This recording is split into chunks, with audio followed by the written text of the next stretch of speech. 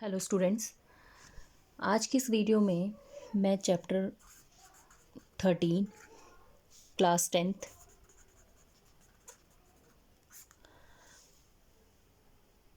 Surface area and volume chapter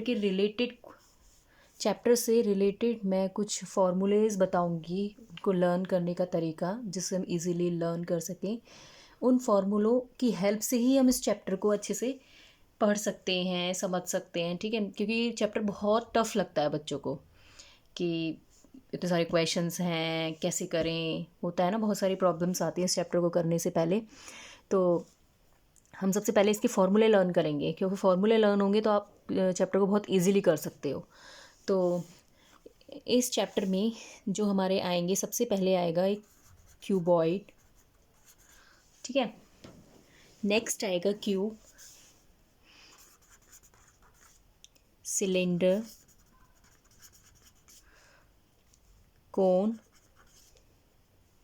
sphere, next है Hemy sphere.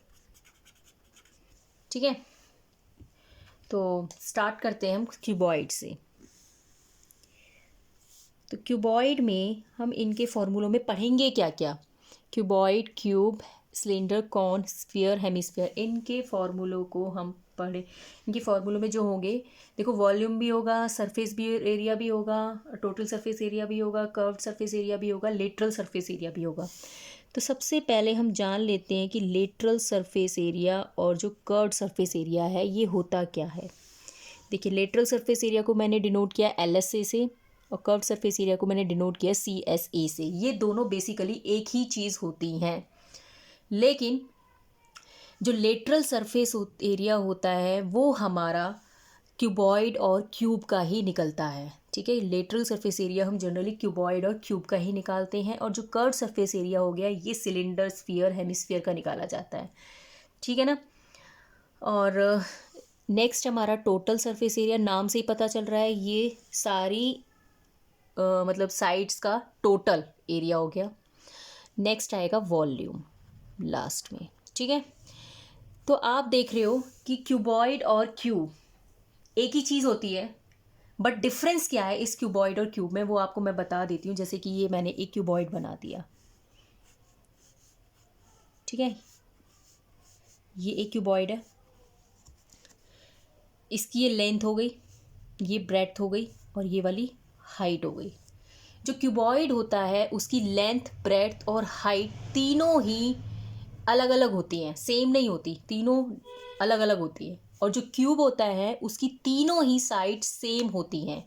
जैसे अगर मैं ये वाला दूसरा क्यूब बनाऊँ यहाँ पर, ठीक है, तो लेंथ भी ए, ब्रेड्थ भी ए और हाइट भी ए, तो ये एक क्यूब हो गया जिसमें तीनों साइड लेंथ, ब्रेड्थ और हाइट सेम होगी, वो होगा क्यूब। और क्यूबॉइड जिसकी लेंथ, ब्रेड्थ और हाइट तीनों ही डिफरेंट होगी, दैट इज कॉल्ड क्यूबॉइड। ठीक है, तो जो क्यूबॉइड का लेटरल सरफेस एरिया जो होता है वो क्या होता है, 2 ये एक आपको याद करना पड़ेगा, 2 × L + B इंटू में H, 2 में L + B इंटू में H। और जो टोटल सरफेस एरिया होता है मतलब सारी वॉल्स का, यानी जो हमारे सरफेस होते हैं क्यूबॉइड के, वो टोटल 6 सरफेसेस होते हैं। जैसे कि एक रूम है, अगर हम रूम को ले लें, 4 तो रूम की वॉल्स हो गई, एक ऊपर वाला पार्ट और एक नीचे वाला पार्ट, तो 6 हो गई टोटल सरफेस। ठीक है ना। तो क्या होगा उन टोटल सरफेस एरिया, 2 में L × B प्लस में B इंटू में H प्लस में L इंटू में H। ठीक है, ये LB क्या है, L for length, B for breadth and H for height. और वॉल्यूम क्या होता है, वॉल्यूम होता है लेंथ इंटू ब्रेड्थ इंटू में हाइट। ठीक है ना। अब नेक्स्ट आती है बारी क्यूब की। देखो, क्यूब में मैंने आपको बताया कि तीनों साइड सेम होती हैं। लेंथ भी अगर मैं ए मान के चल रही हूँ, मतलब साइड ए मान के चल रही हूँ, तो लेंथ भी ए हो गई, ब्रेड्थ भी ए हो गई और हाइट भी ए हो गई। तो यहाँ पर इन वाले फॉर्मूलों में बस लेंथ, ब्रेड्थ और हाइट की जगह क्या डाल दो, ए डाल दो, तो आपका फॉर्मूला बन जाएगा A + A इंटू में A। तो क्या आएगा, 2 इंटू में A + A 2A और इंटू में A, तो हमारा आएगा 2 इंटू में 2A 4A, 4a को a से मल्टीप्लाई करेंगे 4a²। ठीक है, ऐसे यहाँ पर डाल दो। 2 इंटू में a प्लस में a इंटू में a प्लस में a इंटू में a, तो 2 इंटू में a² प्लस a² प्लस में a², तो 2 इंटू में ये हो गया 3a² यानी 6a²। ठीक है ना। यहाँ पर क्या होगा, एल की जगह ए, ब्रेथ की जगह ए और हाइट की जगह, तो ये हो गया a³ हो गया लर्न। क्यूब का 4a², 6a² और a³। नेक्स्ट बारी आती है सिलेंडर की। देखो सिलेंडर की शेप जो होती है वो इस टाइप की होती है। ठीक है, ये इसमें 2 कर्व होते हैं, ये 2 इसकी वॉल्स होते हैं। ठीक है, तो इसका जो कर्व्ड सरफेस एरिया होगा वो होगा 2 पाई आर एच। इसमें आर क्या होती है, आर होती है हमारी, जैसे ये डायामीटर है पूरा, तो इसकी जो रेडियस होगी वो हाफ होगी और ये होगी हमारी हाइट।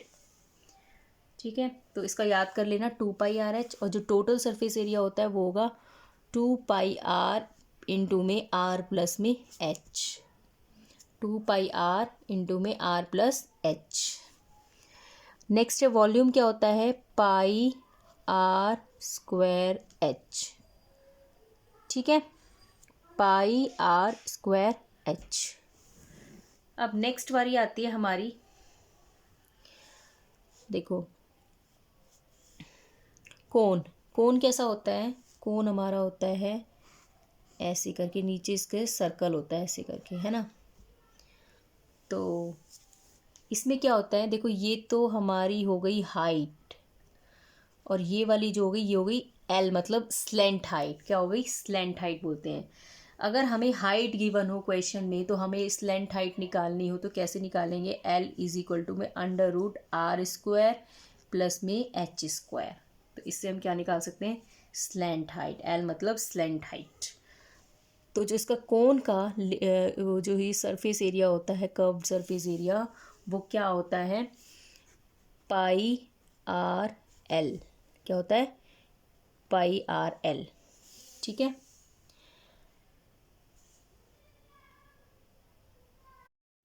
कर्व्ड सरफेस एरिया क्या होता है इसका, पाई आर एल।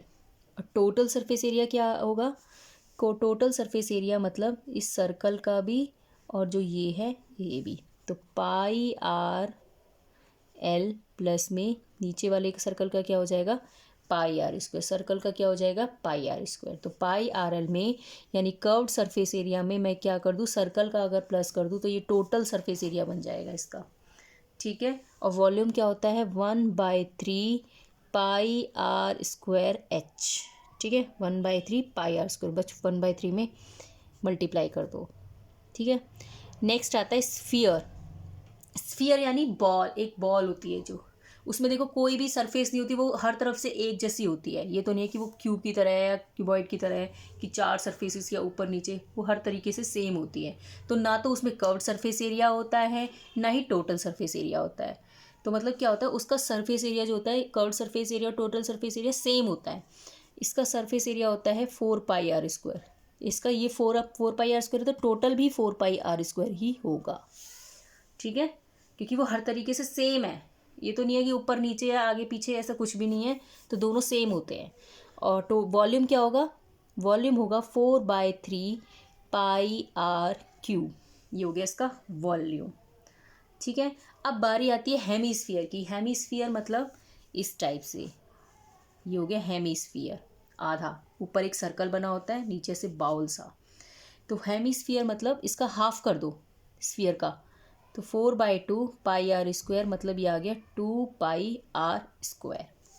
ठीक है, अब टोटल सरफेस एरिया, इसमें टोटल सरफेस एरिया तो हो गया 2 पाई आर स्क्वायर, तो हो ही गया ये वाला, प्लस में ये जो ऊपर सर्कल है इसका भी एरिया यानी पाई आर स्क्वायर भी ऐड होगा इसमें। तो कितना हो जाएगा ये 3 पाई आर स्क्वायर।